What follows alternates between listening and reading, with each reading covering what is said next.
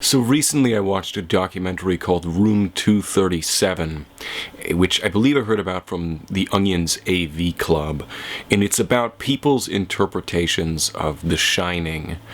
Now, I'm a Stanley Kubrick fan, but even if you're not really a fan or only a casual fan, you might still be interested in this documentary because it is inadvertently a highly interesting look at human psychology. And why I say that is because when I say interpretations, I mean it's the sort of thing where you never in a million years would likely have thought, oh, that's what this movie is about. And they pick up on the most minute details, continuity errors, and all these subtle things in the movie. And the whole documentary is the people speaking, and then overlaid with that is footage from the movie The Shining or other movies that are playing into what they're talking about, or footage of Stanley Kubrick or whatever. So, it's not one of those documentaries where you see talking heads. You actually see what they're talking about. So, for example, one person thought that The Shining was about the extermination of the American Indians. Another person thought it was about the Holocaust. Still, yet another person thought that it was essentially Stanley Kubrick's more or less confession about how he faked the moon landing and what he went through in the process of faking the moon landing. And while none of these people, at least not as they're presented in the documentary, put together a really compelling case that the movie is an allegory for any of the things that they're talking about, you see their mind's pattern-seeking behaviors, and obsessiveness, and the little details that they notice. Like, did you notice that the pattern on the floor changes in this scene when the ball rolls towards Danny? And you're like, wow, I never noticed that. And then they go, and then this has to do with, it's the same pattern as the Gemini, rocket launch pad that they launched Apollo 11 from, and this is about, and you're like, wait, what? That's kind of how it goes. So they're really good at spotting tiny little details, but then they interpret those things in different ways. And some of it's not all just completely crackpot things. For example, they point out references to the Minotaur, which must be there because there's the labyrinth and the whole sequence, and that's not in the book. And so some of what they point out isn't all building up to some sort of grand conspiracy, but it's just one of those things where it's like, wow, okay, this is how people actually think.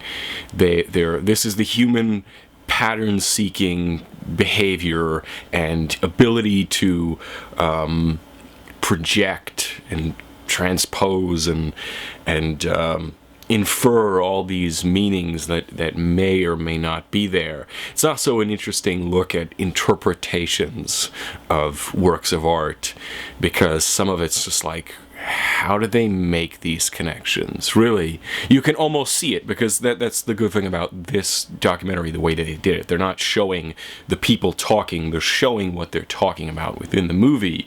So you can almost kind of see what they're getting at in certain cases. At other times you feel like, well, I really have to sit and watch the movie to see if I could come to the same conclusion.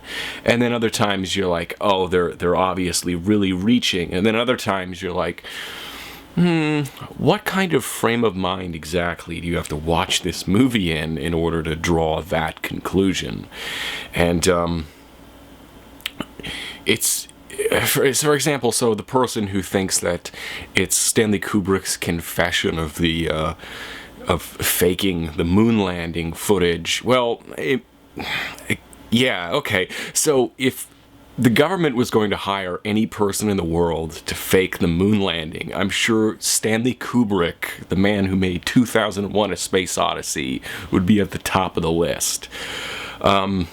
Although I kind of feel that the moon landing would have looked better if he had done it. That's, after watching 2001, you kind of think like, I don't know, the moon landing looks not as good, of course, but it's black and white video transmitted across space and whatnot. So,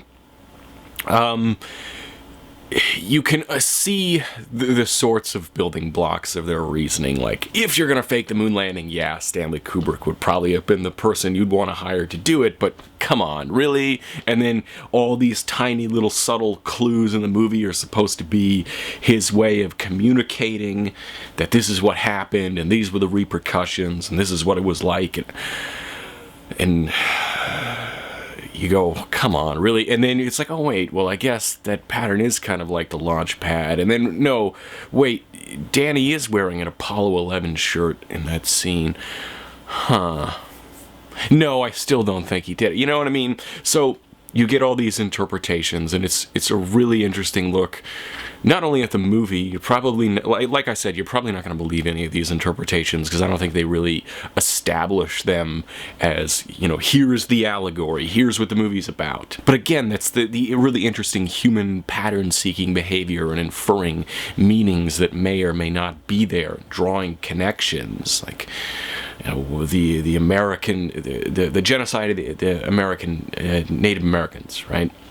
Oh, well, sure. I mean, it does take place in Colorado. It's on a, you know, it's the beginning of the movie. They say the hotel's built on an Indian burial ground, and there's all this artwork. But then again, it's the West, so the sort of Native American artwork all over the hotel you would kind of expect to be there, given that the hotel is supposed to be in Colorado. So if you're interested in Stanley Kubrick or The Shining in particular, or just interested to see you know, these sort of offbeat interpretations of films and different people's offbeat interpretations of the films, and get some sense of how they came up with them, and get a feel for like the human mind's capacity to find patterns and make inferences from minute details, then you might actually find this interesting.